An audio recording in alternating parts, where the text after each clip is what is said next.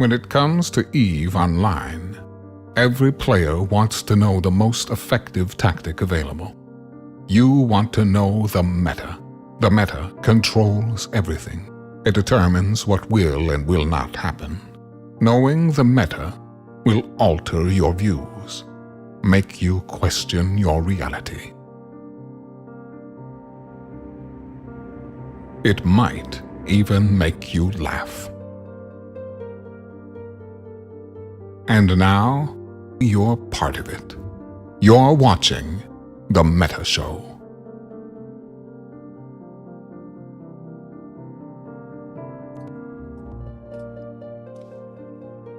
Ladies and gentlemen, welcome to the Meta Show for June the 11th, 2022. I am Brisc Rubal. I'm joined alongside the Mittani. We have Angry Mustache here for an unprecedented third week in a row, and you people can't stop throwing money at the screen. Thank you. It rules. I really appreciate it. Pre-show hype might not be everybody's thing, but I like it because it's an opportunity for me to actually see who's throwing money at the screen and give them shout outs.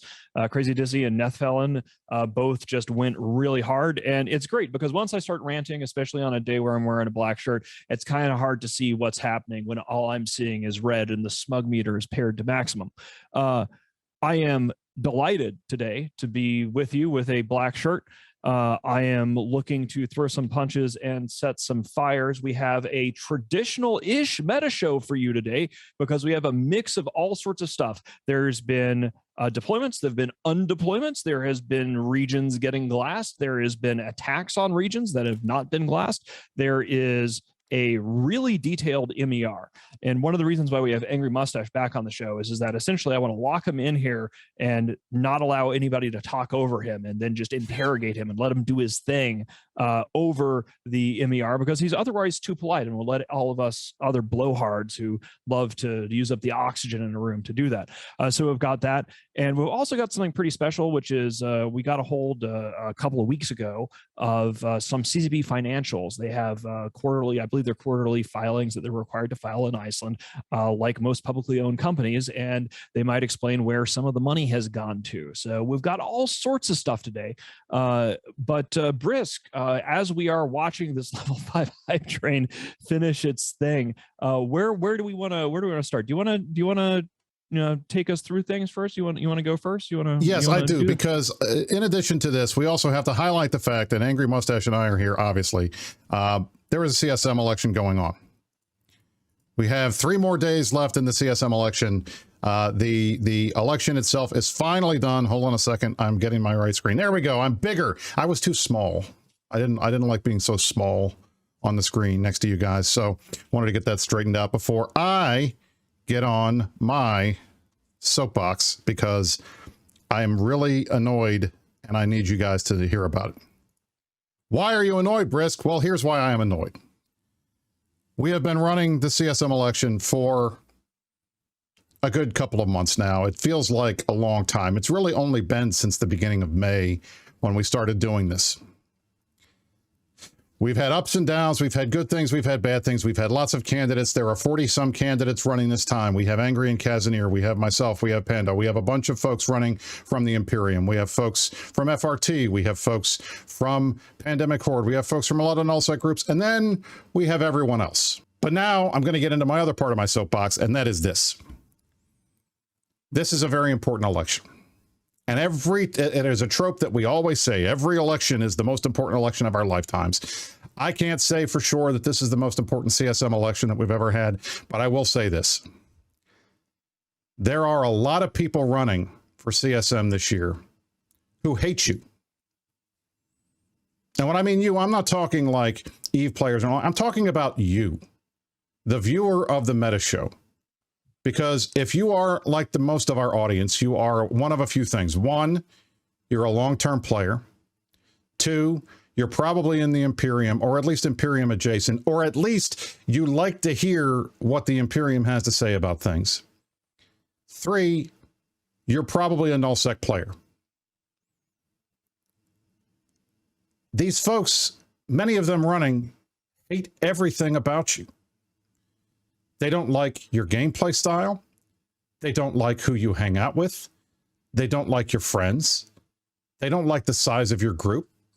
They don't like the ships that you fly. They don't like the things that you engage in to have fun. And their goal is to get elected to the CSM and spend the next year pouring poison in the ear of every CCP developer that they can find to let them do the dirty work that they can't seem capable of achieving in the game. For example, the Imperium just won a war in which 2/3 of the game put together a large coalition and came after us. They classed every single system we had except 3. They killed hundreds of trillions of ISK worth of stuff, but we survived. Instead of this being an amazing feat, a miracle, proof that the Imperium is well led and that we have a coherent culture and that we are great EVE players who stuck together through thick and thin, their response is the game is broken because you guys should have split apart and stopped being friends with each other after all your stuff died. They give us no credit. CCP is the reason why we won the war. If the servers could handle these big fights, then we would have lost M2. And how it didn't matter. That shouldn't have worked anyway. The bubble fucking thing, you guys are just whining. The real reality is the servers broke, and that's why you won the war. Oh, and then of course they tax the TTT, of which we are only a 2/3, like a 1/3 of it, and we're only getting a bunch of SRP money from as well. But that's what cost them the war. They want to nerf everything you like. Oh, you like Marauders? They're fun to fly. They're cool ships. They're finally the apex of being a subcap. No, too good. Nothing should be that good. Nerf it. Oh, your caps? That you like flying caps? Oh, well, no, we're never going to fix that because fuck you. That's why. They have it in their head, many of these candidates, that the best way to play EVE is with 5 other people. And they want to be able to do whatever they want in your space with you. And any advantage that you have is not only not fair, it should be removed from the game. Jump gates, citadels, capital ships. Get rid of them all. Because it's not fair that these guys use those to have fun in a way that I don't. And not only that, they don't care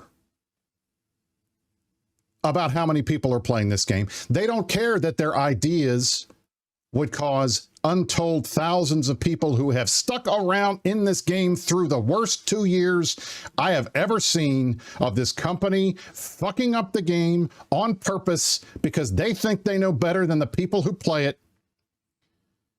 They want those players, the hardest of the hardcore, the folks who are still here, to go walk away.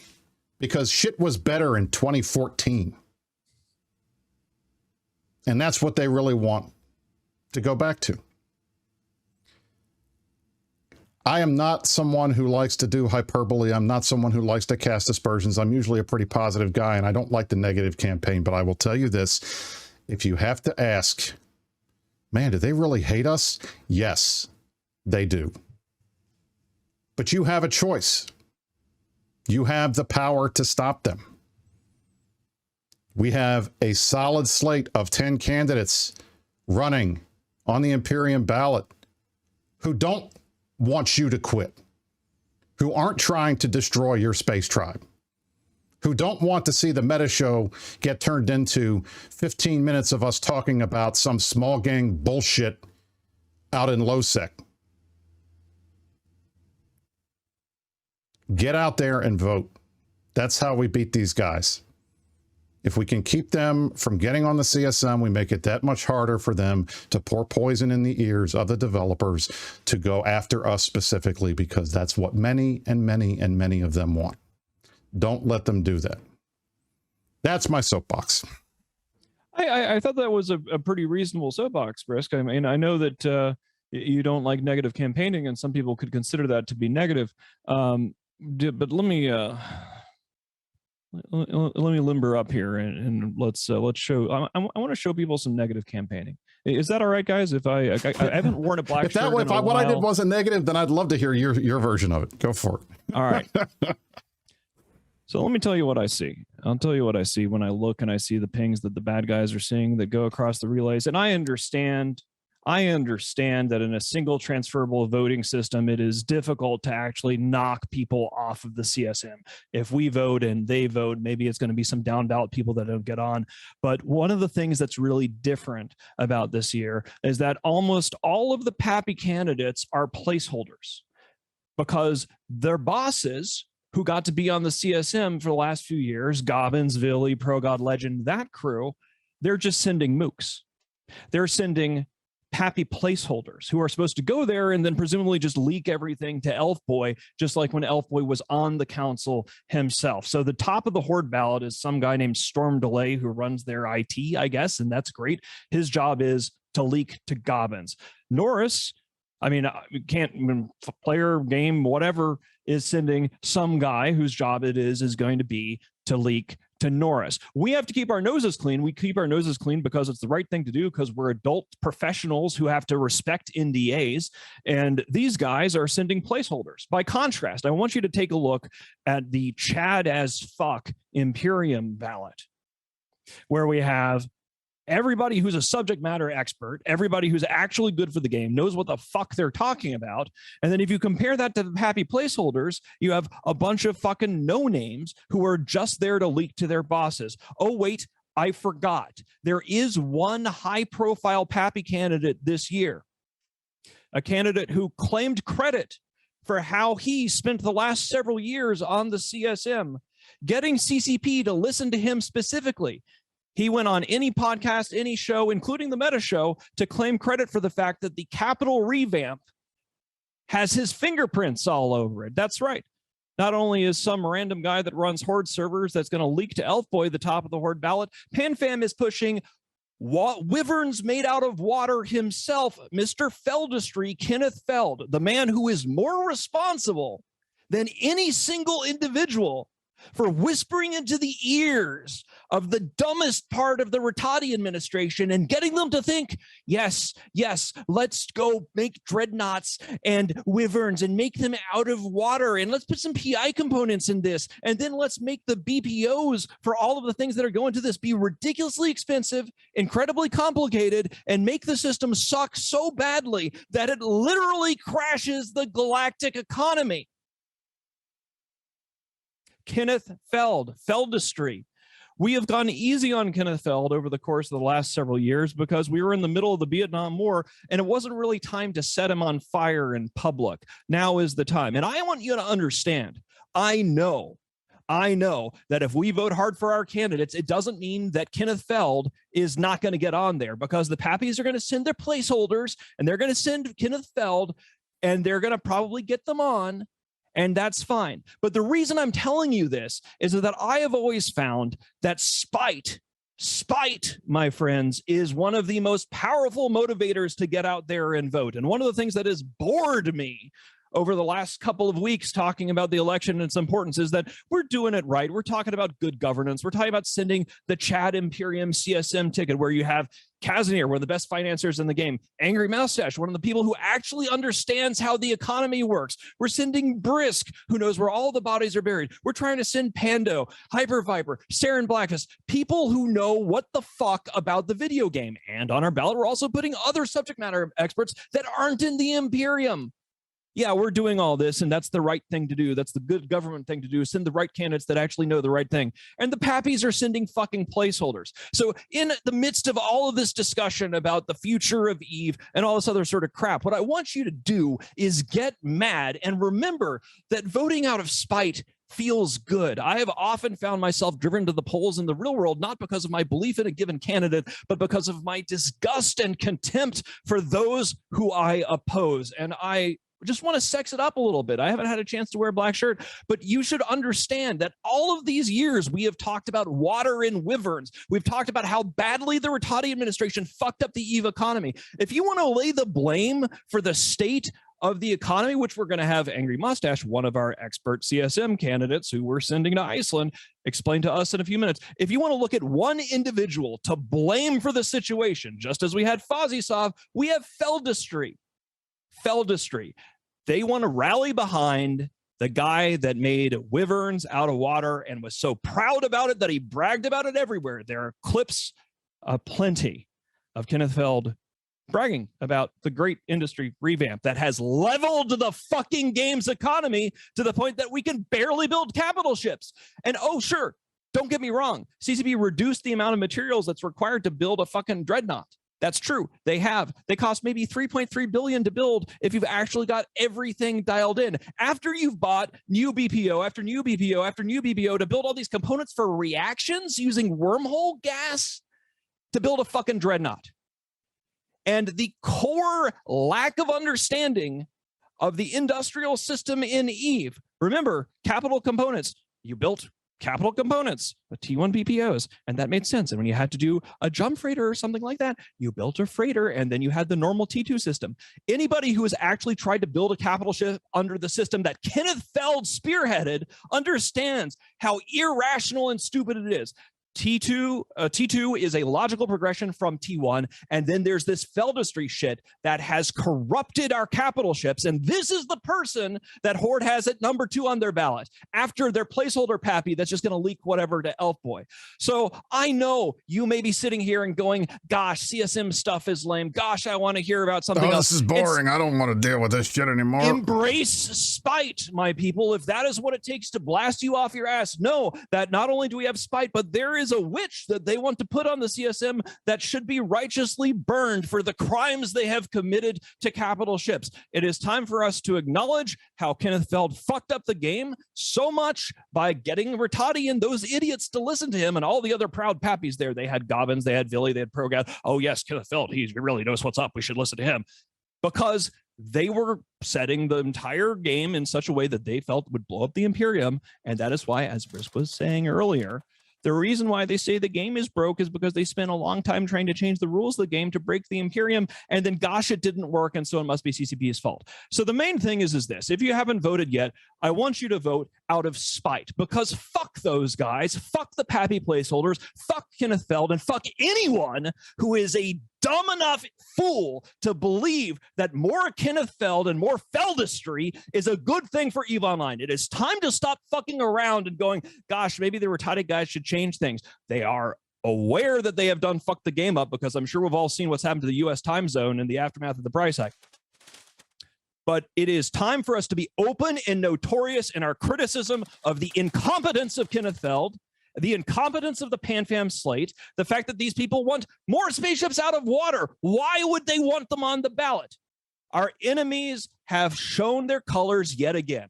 Placeholders, mooks, incompetence, and those who have more blood on their hands for destroying EVE Online's health than any single individual besides Rattati himself. So fuck that noise. Get out there and vote the way that the state asks you to. Thank you. All right. That was Let's legit. do something and else. Again, and just to seal my point about they really do hate us, I linked in the chat. It's under Imperium News instead of me, but it's fine.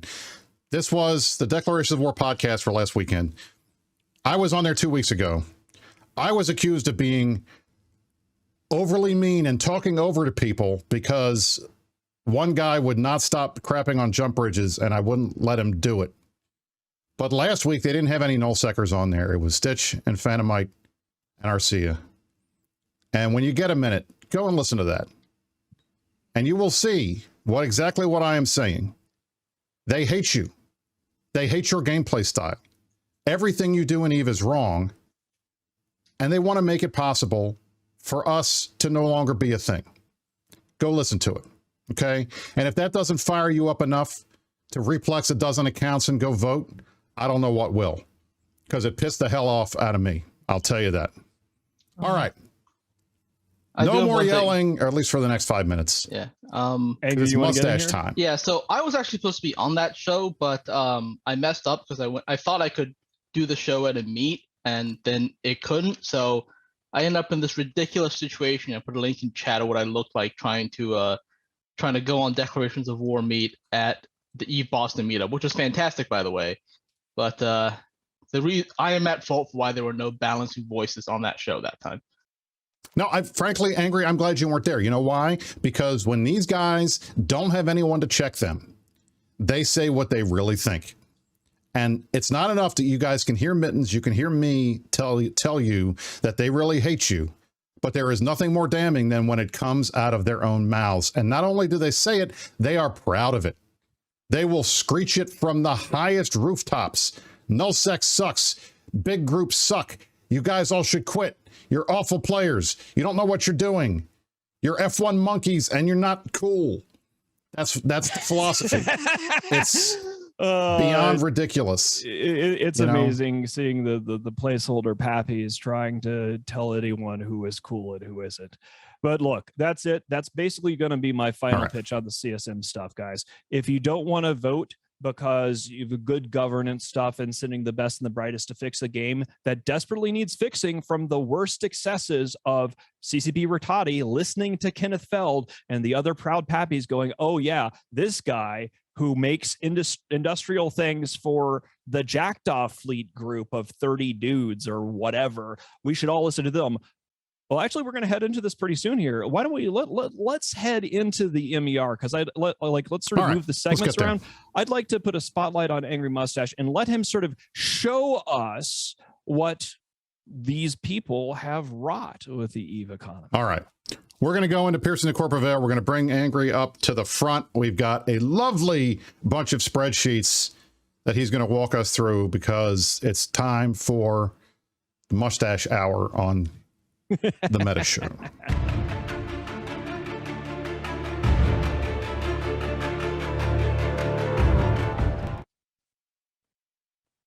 All right, here we are. That's the ballot. This is the screen. Angry, we have a lot of new screens this week, and I think we probably should at least give CCP a little bit of credit for this, huh? Go ahead. Why don't you walk us through this stuff? Right. So this is the May MER. So the Reddit post I made was actually wrong. This is the May, not the June one, so I was wrong. But one of the major things I want to bring to light is that this is the first MER that is led by CCP. Oh crud! I'm having estimate for forgetting stuff on the stage. So CCP Estimate took over the MER from CCP Larrikin, who was wearing multiple hats after CCP Quant left. So it was his responsibility, but that he was not allocated the time by CCP to actually fix the MER. So Estimate came in as their new hire data scientist. And what actually really made me happy was that he read the feedback on the April MER Reddit post and then within a month had implemented most of them, which I think is a great sign and shows that he's very eager to get the data portion of EVE right. So the first couple slides are all things that Estimate added to this one that wasn't in previous MER. So for example, we've always had the production versus destruction versus mining chart. What we haven't had is the regional breakdown showing what portion of space they're in.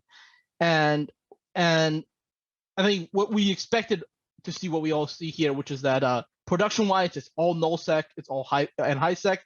Destruction-wise, nullsec is the majority by a good margin. And then mining-wise, it's actually split fairly well between all regions that aren't wormholes. Although wormholes, you see at the very end, is ticking up because of the need for capital gas now that people think that it's viable again.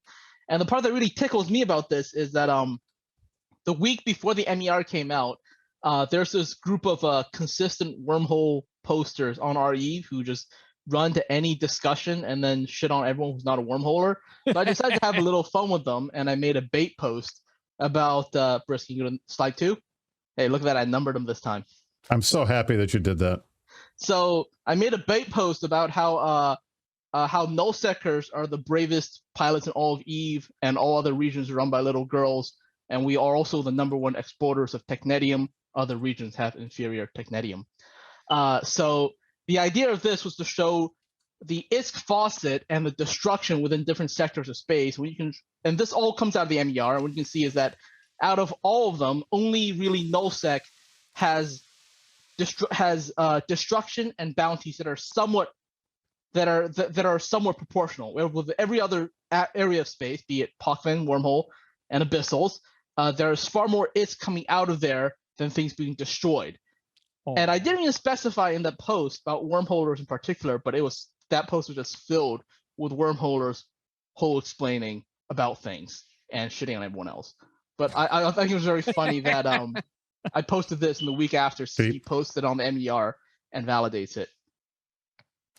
Angry. Wow. Just a reminder, you're supposed to change the batteries in your smoke detectors every time the clocks roll back. So you're a couple weeks late on that. Oh. You might want to work on that next time. Just letting you know. All right, go ahead. Hear that beeping in the background? I can't. Oh, of course we can. The chat is quite enjoying it. It's very exciting. Okay, I need to go do that today then. All right. So the next thing, this is just showing something estimate fixed. So slide 3. So because the MER has been in maintenance mode for so long, all the new capital items to be added, they weren't being included because no one had bothered to categorize them since that's a manual task that no one had the time to do. And we're talking about the things that I was ranting about here. Yeah, the capital Feldistry, the none random ass shit that now none of them are in goes here, and Estimate went in and added them, and now the MER is more accurate. So slide 4 has something very interesting. So also the month, like 2 weeks before the MER came out, I made a post about what is the velocity of ISK and why it matters and why it going down is a bad thing. That you can also find on REVE. And the week after, the new MER comes out and breaks down the velocity of ISK in a way we've never seen before, which is they split it into ISK velocity with and without Plex related items, which I believe in this one is extractors, Plex, and skins, but I'm not sure if injectors are in there because in other indexes, CCP doesn't count injectors with the rest of them because injectors also come from skill points. I'm not sure whether this one includes extractors injector, but what you can sort of see is that they give you the velocity without Plex, which is obviously much lower, but if you subtract that from the total velocity, you can sort of find out the velocity that does come from Plex, and we'll touch on that later on. But basically, half the EVE trade is Plex. That's crazy, isn't it? I never thought it would be that high, but then again, it doesn't make sense considering how many people, like the primary pressure of people, people are PvEing. It's like, oh, I got to make my Plex this month. I got to whatever. It's like paying the bills. So it would make sense that the Plex trade is actually this high. So slide 5. There we go. So the thing about that is that this is another one that has to do with velocity of ISK, which is that the definition of velocity ISK is total ISK supply. Total market activity divided by total ISK supply. And you can sort of see is that the money supply has never stopped going down after the start of scarcity and blackout and whatever in 2019. So you see initial slide at blackout. That's actually people quitting the game. And then after that, it never stops going up. And that's because, go to slide 6. Right now, the ISK faucet situation is that we are printing more now per month than we are before blackout. So 6 is May 2022. If you go to 7, that is the month before blackout, June 2019, about 3 months ago. So the ISK faucet 3 months, but the month before blackout was 85 trillion. Last month it was 120. So scarcity didn't necessarily cut down the ISK faucet. It just moved it to other areas of space. And if you saw the slide before about destruction, it's not necessarily space where a lot of destruction happens. Beep. Oh, dang, you can hear that. Go ahead.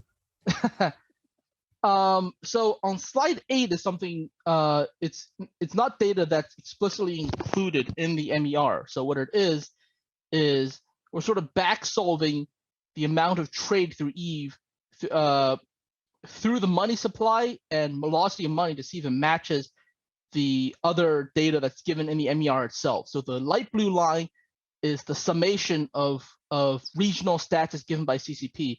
The dark blue is what's calculated by multiplying velocity of ISK by the money supply. And you see they mesh fairly well. It's not perfect, but it's good enough that we can say that this is valid data. Slide 9 has the real life velocity of ISK, if anyone's interested in that, and why economists have been concerned about the economy going forward. You really don't, in the real economy, you really don't want velocity of money sliding down too much. Yeah, that's not good. We don't like that. On slide 10 is a caveat for all the data you're about to see going forward, because almost every single metric in EVE is actually just a proxy for player activity. So when you're looking at this, just keep that in mind. When player activity goes up, all these metrics goes up. When player activity goes down, all these metrics go down. That's I love that heat map. That's one of my favorites. Yeah. It's good. So on slide 11 has sort of tracking, is another one because this one is tracking whether the decrease in velocity of this is due to people trading less or is it due to the money supply going up. And I marked it with some indicators that shows the impact of major patches on the velocity of ISK. And I think the conclusion you can see from here is that the decrease in velocity is very much driven by CCP patch changes. So starting with Blackout, you see a giant slump. Starting with Mineral Redistribution, you see a giant slump. Starting with the Capital Industry change, you see a giant slump. Like this is just to bring it back to my rant earlier. I want everybody to remember March of 2021 is when Feldistry was implemented.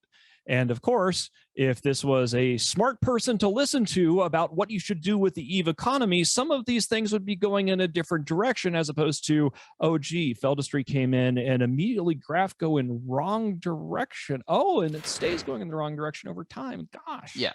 I mean, just so you look at that, the Blackout numbers in particular, Blackout didn't cause too crazy of reduction in its velocity, but damn, the industry stuff did. I mean, that's unbelievable. Like, it's absolutely crazy. It's absolutely go crazy. Get that thing changed. Wyverns made out of water, boys and girls. That is what the Pappy Ballad is all about. So, I mean, let's keep on. Let's keep going. What else we got? All right, what else we got? You see that lone green line is when CCP did the tax break in last July that Pappy also says ended the war. But when they also did that, they reverted it only 2 months later because the ISK drain had become unbalanced, because right now CCP is relying on sales taxes as the primary ISK sink in EVE, which is not a good design, but it's the easiest. So that's their only thing that they've got. That's all that, I mean, that's really the main ISK sink, and it's unbelievable that they have not come up with anything beyond that. Right. So slide 12 is showing you that you can sort of track the change in transaction taxes in ISK sync between the patches, and it's showing you why they chose to do this. Because if that brown line stayed at a low, well, it's negative, stayed at a closer to zero level, the ISK inflow and outflow would become unbalanced very quickly. Yep. So that one actually slide 13 have twice. You can just delete that. Skip right over it. Slide 14. So the interesting thing about breaking up what they broke out the Plex and total ISK velocity, you can also break it down into Plex only, which we have. And I think this one is me doing some math to confirm the suspicions that most of Plex is traded in the Forge, which it is. Everyone thought that. This is confirmation that if you see the dark blue line, which is the trade in Plex go down, trade in the Forge follows very closely. That's the light blue line. However, the rest of EVE isn't really affected by the change in Plex trade, but it is affected by the change of everything that's not Plex. So the dark brown line is the monthly trade of everything that's not Plex related. So that's player produced items. A lot of that is in JITA as well, but you see in the light brown line, that is trade in every region that's not the Forge. And you see how this one tracks the light brown line much better than the dark blue line. So this is sort of showing you Plex trade happens in JITA. Everywhere else in EVE is mainly trading player made items. Okay. Slide 15. All right. And this is the one that I'm sort of less solid on. So I was thinking, if Plex is mainly traded in JITA, can we sort of derive the trade in JITA if there was no Plex by just subtracting that? So this is JITA trade without Plex and compared with trade outside of the Forge, which is also primarily not Plex. So I sort of wanted to see if I had a suspicion that trade everywhere else in EVE was sort of dying out because of CCP's changes. and being more and more concentrated in JITA. And I think you can sort of see that towards the end, because the trade, the no JITA trade line starts dropping while the JITA line holds stable in an environment of reduced player base. I think sort of like more and more places outside of JITA are losing the critical mass to be a viable trade hub. And now, that's the Angry, end of on here, do you right here? What was that? Answer. Was that Pochman? Which one? Was this area here where it's almost the same? What do you think? When that was I guess beginning or end of January? Maybe that was M2. What do you think caused these numbers to be so close together here? Was that the war? I think that is primarily the war. That is the period where Pappy made the breakthrough into Delve, and we're camped in 1DQ and they're camped in T5Z. Okay. And then right after that, because again, like the hotspot is around March of 2021 is where you see these huge drops. And Spectre, I mean, that's what I was thinking. Like, this could have been potentially the fact that, Nyarj is gone, so the trip to Amar was harder, and that made Amar a better trade post for a little while than JITA before people figured out how to move things around and get it there. So that, I was thinking maybe that's what that was, but I don't know. I think the idea that it was the war is probably smarter. I think that makes more sense. All right. Okay. Do we have more slides? Are we slided out? Have you slid us out now, Angry? Are we done? That's it. I'm out of slides. Right. I thought like this would go on for a bit of time. Well, what are your takeaways? Like, let's hit us with some of your, what are your, for somebody, imagine Simple Mittens has been listening to beeps and my brain has been in screensaver mode because I'm trying to look at this stuff and then things are happening. Exactly. What would you like somebody like me? What are the bottom line takeaways from the last 15 slides and the beeps, all of the beeps? Please don't mute yourself. You need to leave that on. Okay. Just saying. Right. So I would say that, it might hit home economically now in that CCP has induced an intentional recession to EVE that they still haven't quite pulled the economy out of. And I think it's critical now that they do put the economy in a good place, because they introduced scarcity on players, so players introduced sub-scarcity on CCP. And I think it's about time they realize that. So what do you think they should do? I mean, is this a question of providing a way to make more ISK raw? Is it providing a way to make more industry, like be able to build things easier? What will get us out of this recession, do you think? That and I know I'm asking you to speculate, because obviously this is that's a very open-ended question. I don't have an answer that I know CCP would actually like. I don't have an answer that I know they'll actually devote the dev resources, because I know they're very short on dev resources. Like a lot of the answers people have, like, this is how we fix EVE. Oh no, that's going to cost like 6 dev hours, so we're not going to. No, sorry, like 6 man years of dev hours, so we're not going to do it. So there you go. I'd have to think of something that's simpler to implement. Casimir is jumping in here in chat, and he says that he's helping the Simple Mitten brain, and he says the clear message here is that nullsec is deeply out of whack vis-a-vis top tier abyssals and wormholes. And that was something that was in the earlier part of his presentation that I thought was quite interesting, is that the wormhole people, when they're all like, oh, well, we're really hardcore and we do all the combat and everybody else in EVE is just a bunch of people crabbing. Well, it's hilarious to be shown the reality that they are completely full of shit. And that things are out of balance. I don't understand how having all of the velocity lines are going in the wrong direction, and all the things that in theory the Pappies were saying was going to make the economy go well is not exactly made it work. I'm glad we have you. Like, here's the thing, like, if they would just listen to somebody like Angry or somebody like Casimir, who has a real subject matter expertise in an extraordinarily complicated economy. There is no game that has a economy as complicated as EVE's. They could do a lot of good. As an alternative, they could continue to listen to the Feldistry guy, who, as clearly has been shown here, was not exactly a really good thing for the EVE economy. It hasn't really turned things around.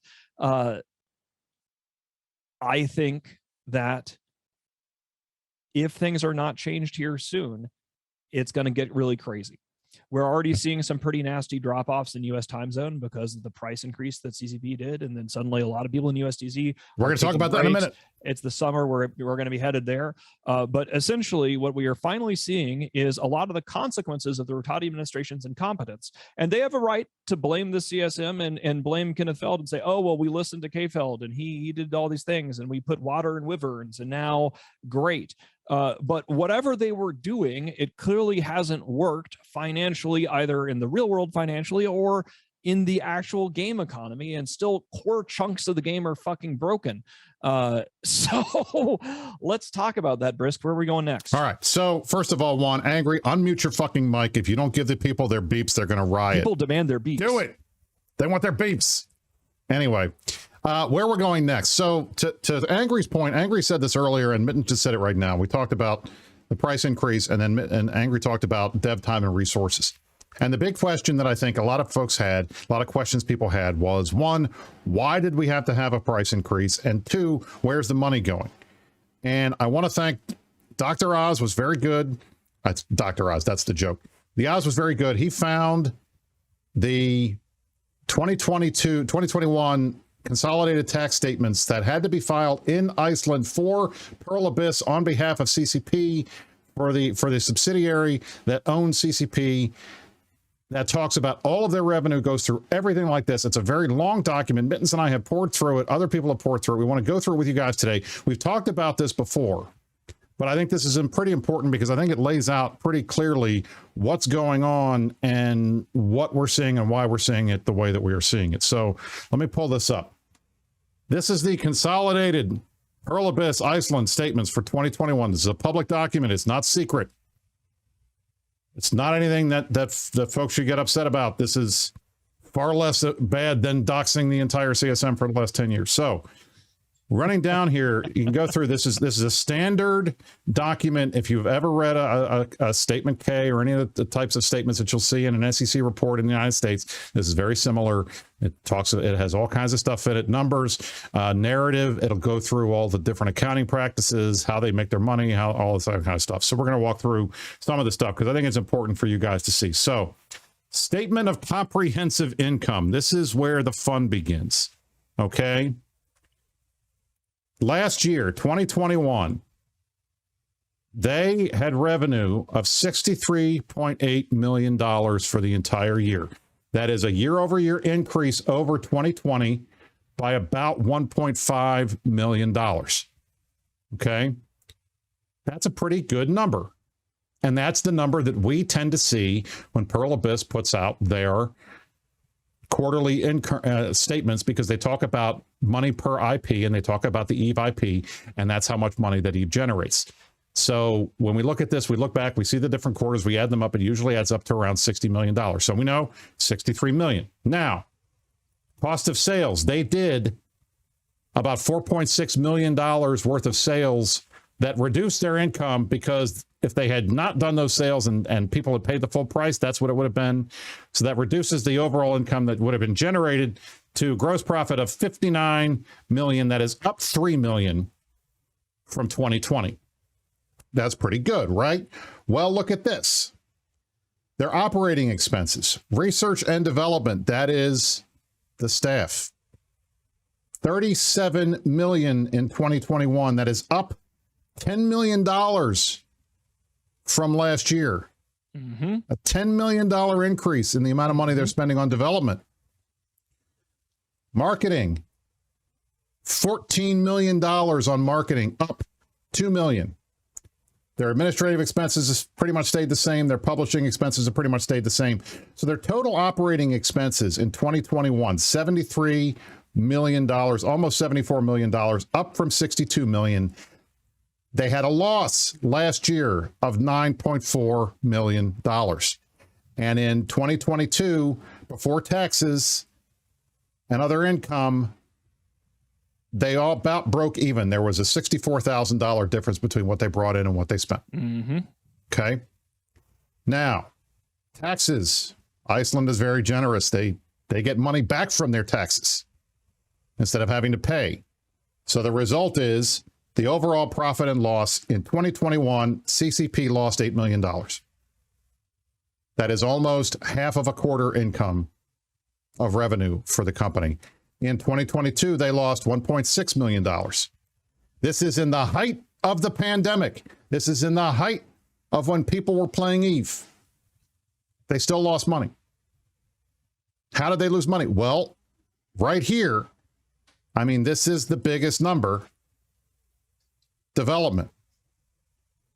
They are spending a lot of money on development. Now, can we break this out and say, is this development for Eve or is this development for whatever? Oh, no. I don't think we can, because this is company-wide. But they are spending a lot of money on development right now. And that is what has caused them to run deficits in the last 2 years. Mittens, go ahead. Yeah, so people who are talking about, like, is this related to Eve Echoes or something like that? I don't believe that, because Eve Echoes was developed by NetEase, I believe, which is a different company, and that was through a licensing agreement. Essentially, the reason why this is so significant is in an environment where we have been told, hey, wait to FanFest, there's amazing content coming, there's all this stuff going on, and the company is raising prices quite significantly, which is one of the reasons why there's a gaping hole in the US TZ player base, as well as even more of a hole in the Australian TZ player base as a result of these price hikes. It is a reasonable question for customers to look around and go, okay, why do you need more money? And in these public filings, we have some very interesting things, is that the only difference between 2020 and 2021 is that they decided to set about $10 million on fire for R&D. Now, we don't know the details of that, but we do typically know that if you spend $10 million more on stuff, you would probably be able to point to something and say, gosh, this is what we worked on here, this is where we worked on there. Or, you know, at the very least, we would see as players more than just, I don't know, you know, Feldistry. I don't know. What did we get in 2021? I don't know where that money went. I know it was probably, you know, not in a illegal or any kind of malfeasance way. I'm not making any accusations of that kind. What I do know is there is $10 million that was spent on research and development this year in 2021, and here in 2022. I don't know where that went. I do know they have raised the prices, and we're all kind of wondering where's the money going, and where's the content, and where's the stuff that you would expect to see that. So if you were wondering why suddenly out of the gates they're doing this, we're wondering too, and we're just very curious as to where all this development money went to develop something which I guess hasn't hit Eve yet, or who fucking knows. I mean, we're gonna get there in a little bit, and I think there's some things in here that we're gonna demonstrate. The guys are asking, where's the link? Is there a link? There's no link. I don't have a link. I have the file. Okay, so I mean, I don't have a way to easily get this to you guys, so I'm sorry. If this screen is really quick, this is the total value of the company. This is the equity and liabilities combined. In 2020, 300 million. In 2021, it dropped to 289 million. A lot of that was, it looks like, the biggest issue here, they had a big borrowing. I think this is discussed later, that they reconsolidated a bunch of their debt and got a new loan and some other things. So we're going to keep going here because I think it gets down into more granularity that I think is interesting. So cash flows, you can see the profit and loss and everything. They talk about how, get through here. They talk about how they're different philosophies for revenue. One of the things that was interesting, when we buy Plex, the Plex counts as revenue for them, but it's deferred income until you turn that Plex into game time. As long as it's sitting out there, they can't take the money from that. So the result is, like here you can see, where is that? Here it is. I'm trying to find the screen where it's on. We'll get to that in a minute, but there's some other stuff in here. So, all right. So one of the other things I want to point out, royalties and licenses. This is where the Echoes money is. I think it comes to the license and the royalties that they get from Eve Echoes. It's about 10 million. Revenue from subscriptions and in-game sales, 53 million. Okay. And then sale of goods. They made a lot more, I guess, in 2020 from selling. So they made $12,000 worth of paraphernalia sales versus 3,000. Again, we've talked about this before. We think there's money left on the table here. Geographic information. This is interesting. North America, number 1. which means when we see the USTZ numbers being down so bad, that's scary because North America is the #1 region by far. I think we analyzed this. Did we analyze this? But we got this a few weeks ago. We've just been sort of sitting on it, wondering what to do with it. And, now on an almost nightly basis, we're seeing, our USTZ guys are doing stuff, but game wise, we always can check, the PCU and see that there is a substantial hit in USTZ. In EUTZ, people are having big fights. Things are still happening there. But this is particularly relevant, I think, when you see that there is so much revenue coming in theory from North America, at least as of this is, end of 2021 financial report. And here we are in 2022. They've raised the price of subscriptions to $20 per in USD, and if most of the revenue is coming out of North America, proportionally speaking, that would be very concerning with the PCU the way that it is, particularly in USTZ. We saw things dip below 14K in USTZ last night, and you don't see that too often. So that's a thing. Okay, I'm circling this because I think it's interesting. So this is the group Domicile. So revenues from external customers in Iceland. They sell $121,000 a year in revenue from Icelandic residents. Everything else they make outside of Iceland. I just thought that was interesting. All right. Going down here, we're going to keep going down. So we've got salaries. And again, that's why you look at the salaries, 32, and then you go back and you look at the R&D number. Salaries was 32. R&D,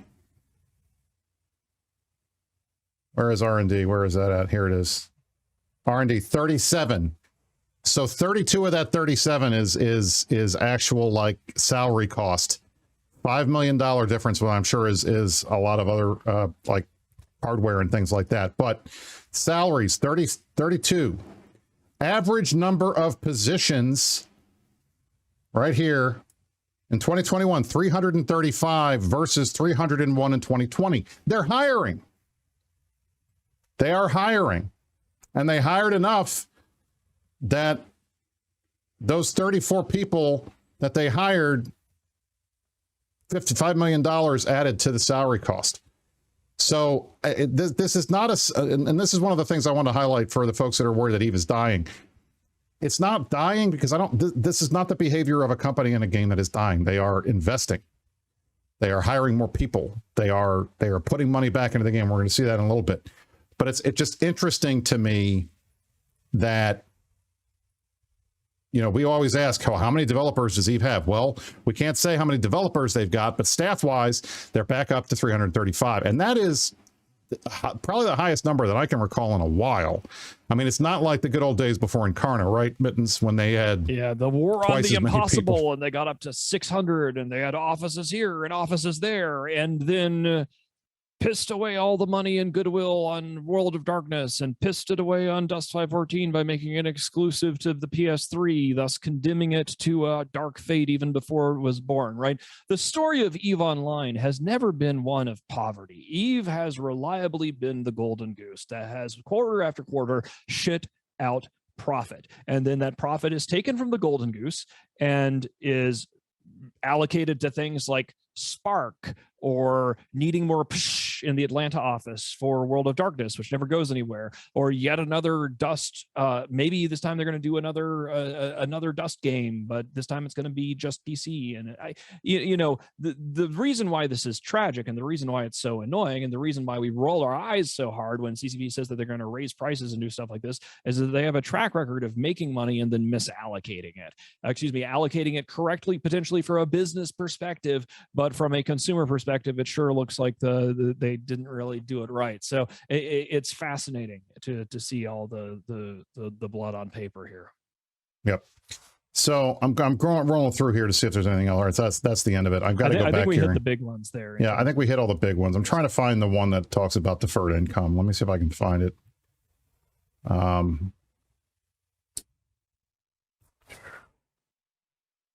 PDFs are circulated. Here it is, deferred revenue. This is it right here. So you look here, current liabilities. Deferred revenue, $7 million. That's the Plex outstanding in the game. And that they're not allowed to use that until until that Plex is redeemed. So if there's a narrative, I know there's a narrative statement that talks about it. If I can find it here. Where is it?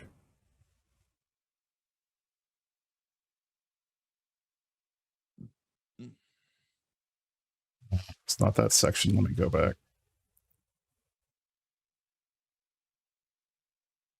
I can't. I'll have to do a search later. I won't hold up the screen by doing that. But anyway, document analysis. This is real-time financial document analysis of what happened. So in the long run, I mean, basically, the way that you folks want to ask, why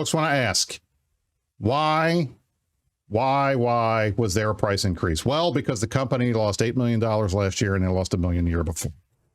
They are investing in the game. They are adding new people. That is why. That is why the prices went up. And as much as we would have preferred them to go a different way, we would have been happy with them to do that. They didn't do that. All right, here's a deferred revenue here. So they talk about revenue recognition, premium access fees. That's for Omega. The group recognizes revenue from premium fees on a straight line basis over the subscription period. So you buy a subscription, they get the money. In-game currency.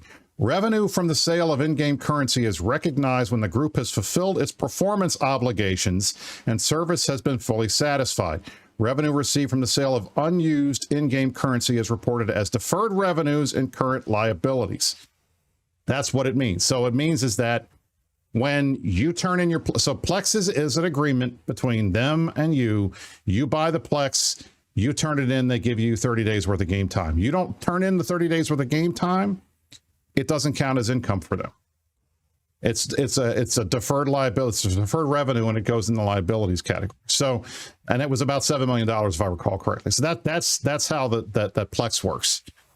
So, I mean, in the end, the bottom line is the company is doing a couple of things that I think are good, or at least that we should be happy with, because it's not the symbol of a company that's failing. They are investing, they're hiring more people, they're spending money on marketing. Still spending money on marketing. These are all things that you wouldn't see from a company that's in maintenance mode, because they would be reducing costs, cutting staff, reducing marketing, and focusing all their attention on the existing players that they have and keeping them and not trying to do stuff to bring new people in. At the same time, again, they are not making money right now. And I guess you could say after a while, maybe it's all right for a couple of years. We don't have more than the last 2 years because we only have this data. And I wish we could go back and see a couple of years back what the numbers look like in, say, 2018, 2019 before the sale. But the reality is, for the last 2 years, they've lost money. They can't keep doing that. They're going to run out of cash reserves if they keep doing that. So they have to, at some point, make more money or break even. And that, to me, is probably the prime motivator behind the price increase. Now, is it going to happen? Is it going to make them make more money? Who knows? Maybe not. Because for everybody that has quit because of the $20, I don't know how many people are going to be coming in for the $20. And the number of people that I know that have reduced the amount of money that they are paying because they're not using alts or they're plexing their accounts, which is, again, deferred revenue, that's been quite a bit. So I don't know. We'll see. We will see. But in the end, you guys want to know, where's the money going? There you go. Angry, do you have any comments on this? And did you replace the battery? Is that what you were doing? I did replace the battery in my smoke detector. That was what I was doing when I put my screen off. But at least from an in-game perspective, so what I noticed what they did was that when they increased the cost of Plex, essentially changing the exchange ratio of Plex, right? Before it was $20 for 500 Plex, now it's $25 for 500 Plex. They didn't touch any of the existing Plex that was already out there. So essentially they handed everyone who was holding Plex a giant pile of ISK, basically. That's sort of, it's been a long-term practice for players when they're about to go inactive, right? They converted all to Plex and they hold it there. So CCP is encouraging their own players to hold Plex and hold more liabilities on their balance sheet, because Plex has been shown to be the only inflation-proof asset in EVE in the long term. Interesting. I guess we do have some of these. That makes sense. some of these accounts for going back. So yeah, so there is Noisy the Gamer link. pointed out on markets for ISK, if you check this out, which Brisc has just brought up here, you can actually put the link find in the these chat. things yourself and take a look at it. So I'm glad that we can get that in front of people. Good. So they can do their own analysis. Very good. I should have just asked Noisy. I knew he would have known before me saying, I wish I had these numbers. Well, you know, obviously we have them, so we can go back and take a look. But anyway, that is that. Now, we have, like, we're already over time, but there were a couple of things I just wanted to highlight. We can do that really quickly, and then we can get out of here. I mean, so in terms of our top story, we're going to talk about the end of the deployment. Boss, Jeff had deployed to Faith Abilis, and it had deployed to Faith Abilis. That's over. How do you think it went? I think it went great. At the start of our deployment, we asked folks to glass Pappy regions, right? We went to Faith Abilis and we glassed it, and I got up on a fireside and I asked people to do more, because when we went to Tribute in 2019 and we glassed Tribute, folks hadn't really gotten into the groove of it yet. It was before the Vietnam War, and we hadn't really learned how to do something like that. People are like, oh gosh, you know, I'm tired. Only one region is good enough. And the troops were willing to keep marching. People were willing to keep burning. We went into Amist and we burned that. And then we said, well, we'll just keep going until it gets to the point where we're at the edge of our tantrum radius. So we went halfway into Tenerife. We had some really good fights. We learned a lot. We crashed about 1 trillion ISK of dreads into trees over the course of the first part of the campaign. And then we were like, gosh, maybe we should learn and not do this. And we figured our shit out. And then the campaign ended with a bang. We went into 4060p. We gated our Titans into the teeth of the enemy. We lanced some Macarials, and then we fucked off, and then we went home. Now, of course, earlier I've seen some Pappies going, oh gosh, you were retreating, you were running away. I think we've made it very clear to everybody that a glassing deployment is you go and you purge as much as you can. We've never intended to hold or keep any of those regions, and we made that clear. And folks did great. Like, we ended up getting to the point where we're moving staging systems approximately every week as we were advancing further and further forward. And then what was interesting about this is, you know, when it's about time to call it, we had deployed and we were into Tenerife, attacking into 4060p. And then this is where we get to start talking about PISP again, because magically, mysteriously, as part of this process, suddenly the Pappies started pappying again. We got to see NC and that Jackdaw group deployed to XVV in MNC in order to try to come after us. And then Fraternity, for some reason, decided that would be a good idea to start attacking Dracarys and HY. So that made it very clear to us that we were at the point of overextension, right? You can purge this far, no further. Now it's time to draw it back. So we started bringing the boys back home. And as soon as we turned up in HY TAC to defend Dracarys, who are full members of the Imperium and part of our fucking coalition, as we made it very clear to everybody that in the Imperium, if somebody attacks somebody in the Imperium, we drop what we're doing and we go to defend. So we posted up in HY ready to deal with whatever Fraternity was going to do. And then, you know, they fucked off. Great. Okay, wonderful. That's fine.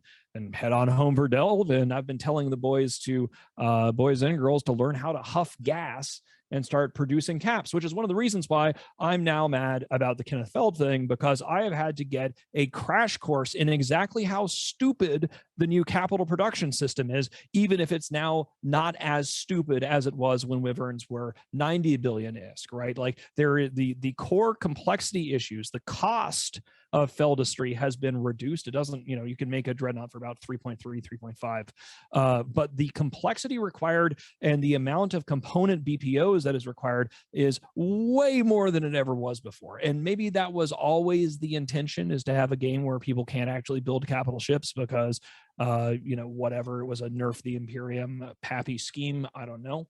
But it has been fascinating. So yeah, we also, the other thing is, we started the deployment first week of March. And we kept things going essentially for a full 2 months, which is, when you're not doing a hell war, when it's not like Vietnam War style, like 18 months or whatever. Back in the day, campaigning for about a month was about the normal limit. And the Vietnam War obviously distorted that, because 18 months of hell war is something, you know, kind of like, whoa. But I'm very happy. 2 months of regular movements and 2.5 regions pretty consistently purged. We forced the Pappies to show their cards, because lo and behold, they're all still Pappies. They're all going to come deploy to help each other out, even though we were just going to beat up on fire. Well, Well, actually, technically speaking, we were going out there. Fire attacked us first. We actually caught Constantine the Sincere saying that. Then they claimed that we were attacking them. It was this whole stupid mess. But the point is, we burned 2.5 of their regions and we went home. And there's still a bunch of losers who are going to be voting for a bunch of placeholders and the guy that did more to ruin the game this side of Rattati or Hilmar.